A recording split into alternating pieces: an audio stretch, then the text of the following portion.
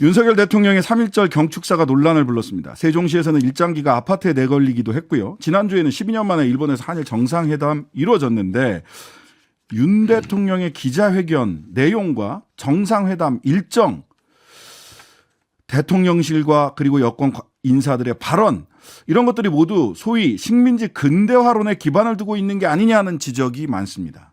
그래서 오늘은 이 식민지 근대화론에 대해서 공부 좀 해보려고 합니다. 역사 크리에이터 백이성 선생님 나오셨습니다. 안녕하세요. 예, 처음 뵙겠습니다. 네. 반갑습니다. 예. 자, 이 식민지 근대화론. 오늘은 또 국무회의에서 과거는 직시하고 기억해야 된다. 그러나 과거에 발목이 잡혀서는 안 된다. 이런 말씀을 하기도 했는데 네. 앞서서 말씀드린 대로 도대체 식민지 근대화론 이게 뭡니까? 식민지 근대화론이란 예. 그냥 간단하게 말해서 우리나라가 원래는 자생적으로 뭘 아무것도 못하는 건데 예. 일본이 와서 음. 우리를 이렇게 잘 살게 해준 거다. 네. 이 말입니다. 이 얘기 어디선가 그 소위 MB 시절 뉴라이트라고 하는 예. 분들이 많이 했죠. 반일 종족주의 예, 예. 뭐 이런 얘기에서 주로 나왔던 얘기 아닙니까? 문재인 대통령 때 반일 종족주의라는 책이 나왔고요. 네. 이 뉴라이트의 조선사 기본인식, 뭐 한국사 기본인식 이런 식으로 해서 소위 8, 90년대 우리 그 운동권이라고 불리는 사람들의 교과서나 다름없었던 해방 전후사의 인식이라는 거를 네. 그걸 재인식한다는 식으로 해서 뉴라이트가 나온 거죠. 해방 전후사의 재인식이라는 책을 냈어요. 그렇죠. 그쪽에서. 예, 예. 거기에 뭐 경제사, 서양사 교수들이 많이 참여했었죠. 네. 뭐 낙성대 연구소 이런 데도 예, 있고요. 뭐. 자, 그러면 뭐 이영훈 교수 뭐 이런 분들이 예. 대표적으로 생각이 나는데 자, 그러면 그 조선은 그 자멸할 수밖에 없었다. 아, 그냥 냅뒀으면. 예, 예. 그리고 두 번째, 일본이 우리 조선을 식민지배하면서 조선인들의 후생 먹고 살만해졌다. 예, 예. 세 번째, 그때 근대화를 해줬기 때문에 해방 이후에도 대한민국이 경제 발전을 할 수 있었다. 예. 대략 한 이 세 가지 논거로 이루어진 것 같아요. 그렇습니다. 그러니까 예, 예. 맞습니까? 하나하나씩 좀 살펴주시죠. 네, 저는 뭐 일단 말씀드리겠습니다. 그 견해에는 전혀 동의하지 않습니다. 네. 예, 1.1핵도 동의하지 않고요. 식민지 근대화론이라고 하는 것은 말 그대로 딱 5가지로 나누어집니다. 5가지. 5가지 이론입니다. 정확하게. 1. 일선 동조론입니다. 일선 동조론. 예. 일본과 조선은 음. 조상이 하나다. 같다. 이 말이죠. 아, 예, 예. 첫 번째입니다. 네. 두 번째가 뭐냐? 정체성론. 정체성론. 야, 니들은 맨날 뭐 그냥 농사 짓고 뭐 이런 것밖에 할 줄 몰라. 역사 자체가 완전히 발전 단계를 거치냐 그대로 정체돼 있어. 이 말입니다. 그다음 세 번째 타율성론. 타율성론. 니들은 원래부터 남에게 의존해가지고 청나라, 중국, 외국 이런 데 다 의존해서 살던 애들이야. 네. 이 말입니다. 그다음 네 번째 교량론이라는 겁니다. 교량. 예, 교량론 뭐냐? 일본이 발전하려면은 한반도를 거쳐서 중국으로 가고 예. 중국이 발전하려면 한반도를 거쳐서 일본으로 가지. 네네. 그러니까 니들은 딱 그 역할밖에 못해. 소위 말하는 브릿지론입니다. 이게. 예. 예. 그래서 이 네 개를 다 종합해서 나온 게 식민지 근대화론이 식민지 되겠습니다. 근대화론. 예. 그러니까 이게 참 이게 사실 처음 최초가요. 일본 학자예요. 네네. 예, 일본 학자가 이걸 처음으로 끄집어내서 이게 이제 서서히 친일파를 양성하는 논리. 네. 그래서 일제강점기에 1920년대부터는 일본이 점점 우리나라를 정신적으로 지배하는 논리가 됩니다. 가스라이팅. 예. 소위. 그래서 우리 한국 사람한테 이 두 가지를 가르치죠. 니들은 안 돼. 니들은 안 돼. 소위 얘기해서 뭐 엽전은 안 돼. 뭐 이런 이상한 소리. 예. 맞아요. 그런 얘기 많이 했어요. 엽전은 안 돼. 아, 니들은 별 수 없어. 안 돼. 해봤자 뭐 두 번째 역사라는 거는 망구 쓸데없는 과목이야. 역사 공부하는 필요 없어.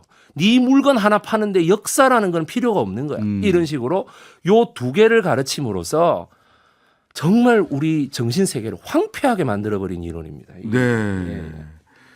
자, 그런데 예. 실제로 많은 분들이 그런 얘기를 하시잖아요. 그러니까 자, 그 실제로 뭐 철도도 놓고 네.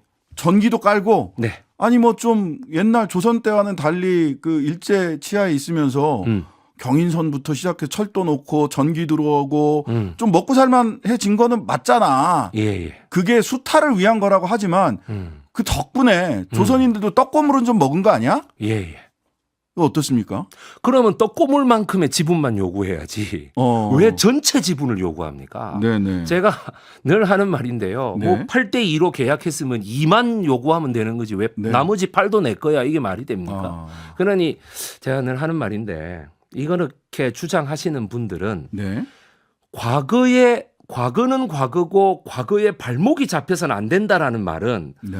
과거가 매우 부끄러운데 그건 막 그냥 덮어버리고 그건 막 덮어버리고. 덮어버리고 미래로 향해 나아가자 하는 거기에 방점이 찍혀 있는 거예요. 아. 예. 일본 속담에 가장 유명한 속담 3개가 있는데 그중 한 개가 바로 이 식민지 근대화론의 이 논리에 맞습니다. 아, 예. 그 장을 담그는 뚜껑이 4-5개가 있는데 그중에 네. 사람의 인분을 담는 뚜껑이 있어요. 그럼 당연히 냄새가 지독하겠죠. 그렇죠. 그거는 그렇게 되면 씻어서 비워야 되지 않습니까? 네. 그런데 아니에요. 일본 속담은 그냥 그거를 덮어버리라라고 얘기를 합니다. 아, 덮어놔라. 예. 그 괜히 끄집어내 그러지 말고 그냥 덮어. 그러면 만사 해결되는 거야. 이런 것이 있죠. 바로 그런 일본인들의 논리가 여기에도 있는 것 같아요. 예. 아이고 뭐 한 100년 전 일인데 그거 그냥 덮어버려. 이런 거. 예. 그래서 아무래도 이거는 정치적인 사람들, 정당인들의 이 어떤 논리가 많이 작용됐겠지요. 네. 왜냐하면은 우리나라가 잘 살게 됐다는 거는 부정할 수 없는데 네. 식민지를 겪은 이 1850년부터 1950년 사이에 식민지를 겪은 전 세계 제3세계 가운데 네. 유일하게 우리나라가 좀 잘 삽니다. 네. 예. 네. 분단의 아픔이라는 걸 생각하지 않으면 우리나라가 좀 잘 삽니다. 그럼 이 원인을 어디서 찾아야 되느냐? 그렇죠. 어디서 찾아야 예, 됩니까? 여기에서 이제 모든 사회학자, 경제학자, 역사학자들의 문제의식이 시작되는 거죠. 네. 네. 그거를 그냥 왜 우리나라에서 이 극우 인사들이 늘 하는 말 박정희, 전두환이 우리를 잘 살게 했다. 여기에 보면 이 만주국의 장교였단 말이죠. 박정희 예, 전 박정희가. 대통령이. 그리고 박정희 대통령의 그때의 그 정일권이라든지 이런 사람들, 김종필이라든지 이런 사람들이 전부 다 보면은 만주국 쪽에 뭐가 좀 많았어요. 네. 이제 그러다 보니까 뭐냐 만주국과 이거를 등치시키려고 하는 움직임이 자꾸 나오게 돼요. 네. 여기서 식민지 근대화론이 나왔습니다. 아. 따라서 일본이 생각해도 요건 일본의 구미에 딱 맞거든요. 네. 예, 일본 자민당 극우 정권의 구미에 맞기 때문에 오케이 계속해라 이렇게 되는 거고 뉴라이트가 언제부터 시작됐습니까? 노무현 대통령이 들어오면서부터 시작이 됐죠. 아, 네, 네. 이것이 바로 뭐냐 위기를 느낀 거죠. 이 사람들이. 이거 이러다가는 역사 논쟁의 우선점을 뺏기겠다. 이렇게 기준점을 되면서 뺏기겠다. 예, 그렇게 되면서 결사적으로 이제 나오는 이유가 되겠습니다. 이렇게 해서 뉴라이트 운동이 시작이 됐는데 예. 윤석열 정부와 여권의 뉴라이트 관련 인사들 대통령실에도 그렇고 예, 적지 않다. 예, 적지 MB 때 예. 뭐 뉴라이트 역사 교과서 박근혜 정부 시절에 이렇게 하려고 했던 분들도 들어가 예. 있기도 하고 예. 특히 그러다 보니까 이번 윤 대통령 일본 방문 장소들이 개별 따로 떼어놓으면 아닌 것 같은데 쭉 연결을 해놓고 보니까 뭔가 이거 식민지 근대화론에 입각한 일정 짝이 아니야? 네. 라는 그 비판들이 있습니다. 비판이 있죠. 어떻습니까? 그 일정들 어떻게 보셨어요? 예, 저는 뭐 다른 그게 2개가 눈에 띄더군요. 뭐 네. 만찬이야 뭐 원래부터 그렇게 하는 거고. 네. 예, 근데 왜 하필 그렇게 그 랭카데이라고 하는 예, 그 오므라이스 돈가스 예. 오므라이스 예, 원조집. 거기 왜 갈까라는 생각도 들고 그다음에 이제 이튿날에 일정 중에 왜 하필 게이오 대학교에서 그렇게 그러니까요. 예, 그걸 하느냐. 요런 것은 저 같은 사람들이 볼 때에는 네. 야, 이거 얼마든지. 왜냐하면 거기 가서 무슨 말을 하든 간다는 자체가 주는 상징이죠. 상징성이 있기 때문에 네. 일부러라도 거기를 안 갔을 것 같아요. 예, 피했어야 저는. 되는 자리다. 피했어야 되는 장소인데 거기를 가요. 왜 그랬을까요? 그러니까 어떤 의미가 있는 장소입니까? 이 랭카테이가 많은 언론에서 말하기를 이 1895년도에 네. 세워졌기 때문에 1895년도가 그 명성황후가 살해됐던 을미사변이 예, 있던 을미사변. 것이고 예. 뭐 온갖 이상 그 우리 을씨년스럽다라고 하는 예, 을사년과 을사년스럽다. 을미년 예. 요이 되는 해기 때문에 이게 뭔가 좀 제국주의의 굉장히 그 상징 아니냐 이렇게도 네, 네. 얘기하시는데 사실은 이 렌카테이에서 오므라이스가 기원한 게 아니고요. 네. 이거는 오사카에 있는 호쿄쿠세이라고 불리는 네. 북극성 반점이라는 곳에서 시작됐어요. 북극성 관점. 예.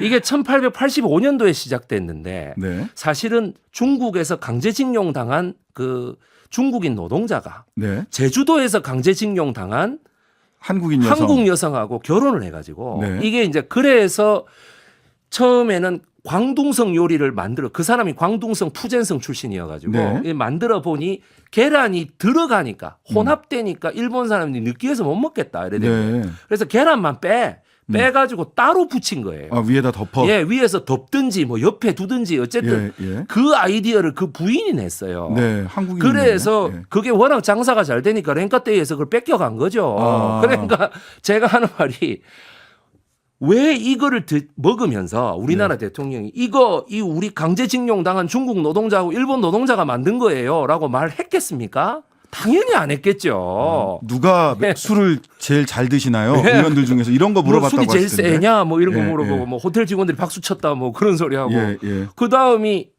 게이오 대학교인데 게이오 대학교가 어떤 대학교입니까? 예. 그 후쿠자와 후쿠자와 유키치가 만든 대학교 아닙니까? 네. 이 대학교에서 그 게이오 의숙에서 왜 이 도쿠조라고 하는 이 사람 이 지금 오카쿠라 도쿠조 이 사람 얘기를 왜 하느냐는 얘기죠. 오카쿠라 덴신이라고 하는 건 우리나라에서만 부르는 이름입니다. 예. 일본에서는 오카쿠라 도쿠조라고 도쿠조, 얘기합니다. 오카쿠라 도쿠조. 오카쿠라 도쿠조하고 여러분들 그 도야마 미스루 이 두 사람이 일본 극우파의 시조입니다. 네. 이 사람들이 이 강의를 하고 이 사람들이 만들고 이 사람들이 후쿠자와 유키치하고 연합해서 거기에서 소위 말하는 메이지 유신의 주역들을 다 끌어다가 교육했던 그 장소에서 네.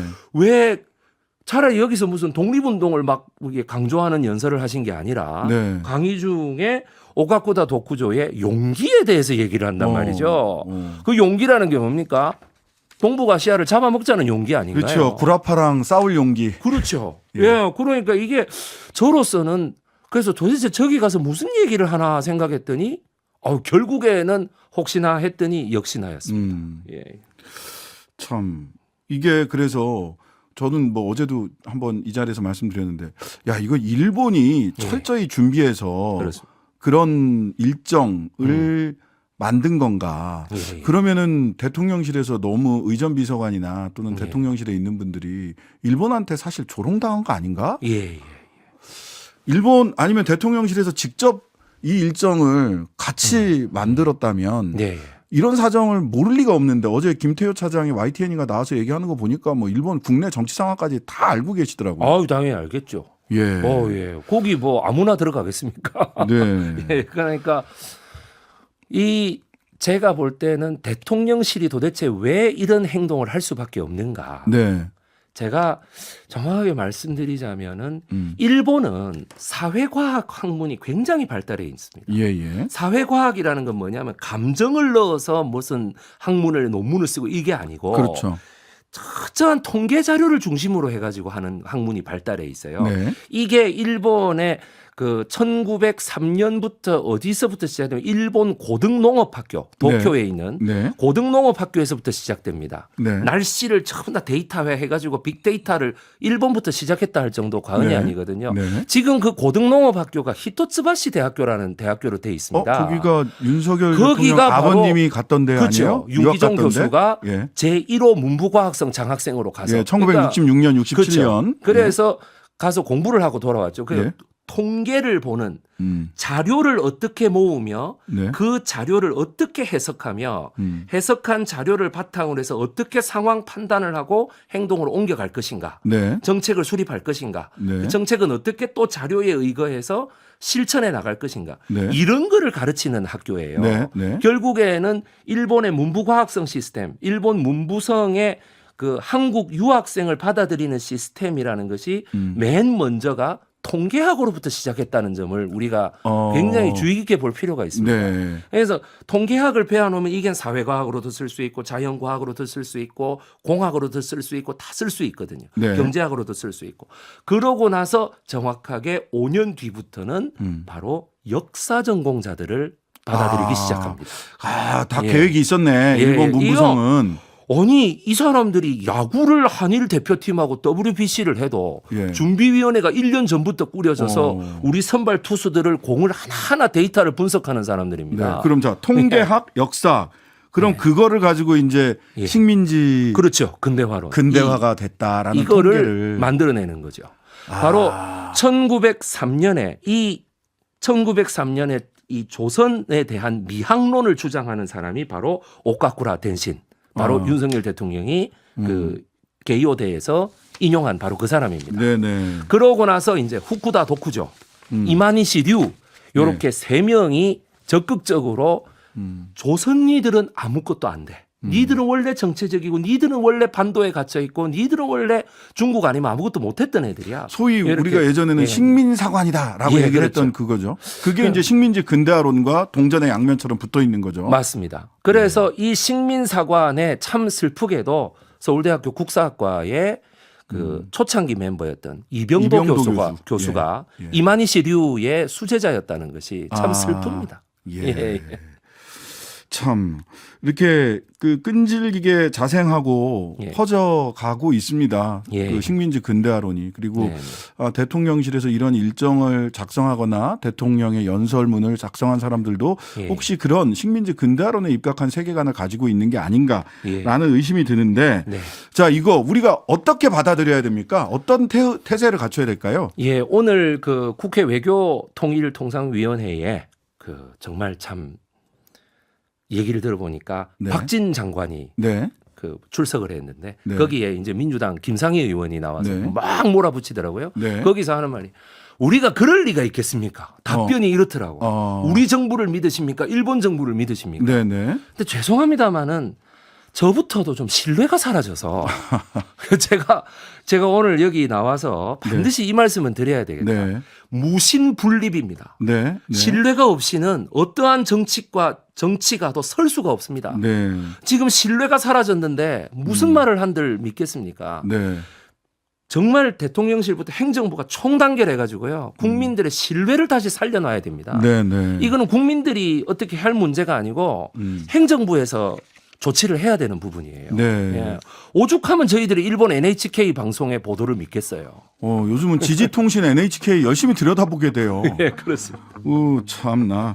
자, 끈질기게 자생하고 퍼져가고 있는 식민지 근대화론 한번 다시 생각해 봤고요. 네. 또 필요하다면 언제든지 관련한 이야기들 저희들 계속 이어나가 보도록 하겠습니다. 오늘 말씀 여기까지 듣겠습니다. 백이성 역사 크리에이터였습니다. 감사합니다. 감사합니다. 네. 예. 하루 종일 기다려지는 진짜 시사. 평일 저녁 6시 5분 신장식의 뉴스 하이킥.